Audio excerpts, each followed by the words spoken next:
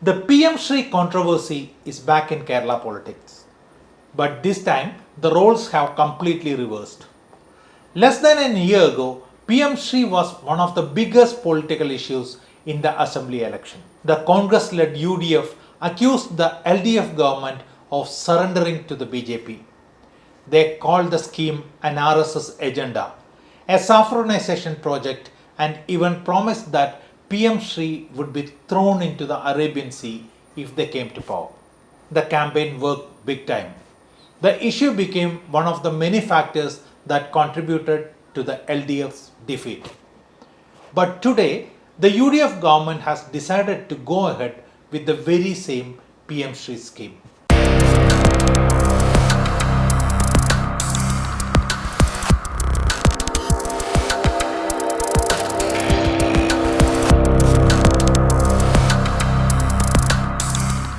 So, what changed?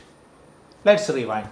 When the LDF government signed the Memorandum of Understanding with the Union government, it faced intense criticism, even from within the left camp, with CPI hell-bent against the project. The LDF or the CPM defended itself with one argument. It said the MoU was signed only to ensure the uninterrupted release of Samagra Shiksha Kerala funds, which the centre had allegedly linked to the PM SHRI.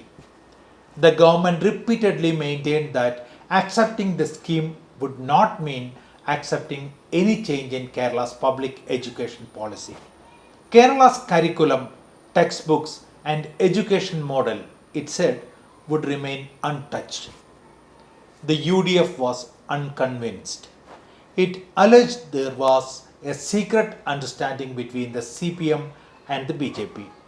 It argued that PM SHRI would become a backdoor entry for the national education policy and ideological intervention in Kerala's classrooms. The rhetoric was sharp.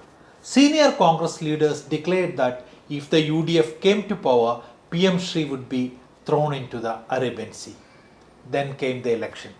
The UDF came to power, but once in office, Chief Minister V.D. Satheeshan took a very different stand. His argument was simple. Since the previous government had already signed the agreement, the new government could not simply walk away from it. That appeared to settle the debate until the Parliament intervened. Recent replies by the Union government in Rajya Sabha have completely changed the political narrative. Ironically, the questions were asked by the UDF MPs themselves. In response to a question from IUML MP PV Abdul Wahab, the Union government clarified that states are free to withdraw from the PM SHRI scheme whenever they choose. The only consequence would be the loss of the scheme's funds. As far as the agreement that the previous state government signed, the entire complete right to withdraw from the agreement is only with the central government. State government never had the right to withdraw from the agreement.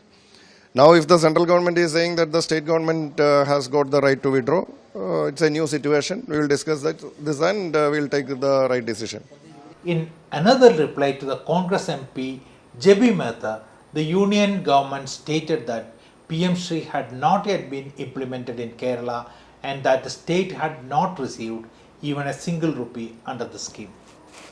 These answers have weakened the UDF government's principal defense that Kerala was legally bound after signing. Instead, they suggested that what the previous government signed was only an MoU, not an irreversible agreement, and that the state still has the option of walking away. Political irony doesn't get much bigger than this. The very parliamentary questions raised by UDF MPs have now become LDF's biggest ammunition. Former Chief Minister and now the LOP, Pinarayi Vijayan, has already launched a counterattack. He accuses the UDF of abandoning its secular position and surrendering before the Sangh Parivar. He argues that there was never any legal compulsion to implement PM SHRI and that the government's decision is purely political. The LDF meanwhile now has a defense that it did not have during the election campaign. It can argue that it signed only an MOU to protect the uninterrupted flow of SSK funds. It had also publicly stated that Kerala's own public education policy would remain unchanged and that no ideological or policy shift would be allowed in the state's school system. The tables have turned.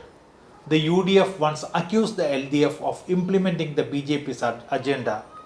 Today, the LDF is accusing the UDF of doing exactly the same thing.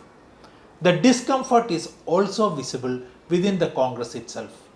A section of Congress leaders is reportedly unhappy with the government's decision, arguing that it contradicts the party's pre-election position and has put the leadership, particularly Chief Minister V.D. Satheeshan, on the defensive. The PM SHRI debate is no longer just about education. It has become a story of political consistency or the lack of it. The LDF lost political capital while defending the MOU. The UDF gained political capital by attacking it. Today, the roles have reversed. The opposition is using the union government's own replies in parliament to corner the state government. And the government is left defending a decision that it once promised to overturn. In the end, PM SHRI has become a textbook example of how the realities of governance often collide with the rhetoric of election campaigns, and how, in politics, yesterday's slogan can become today's biggest embarrassment.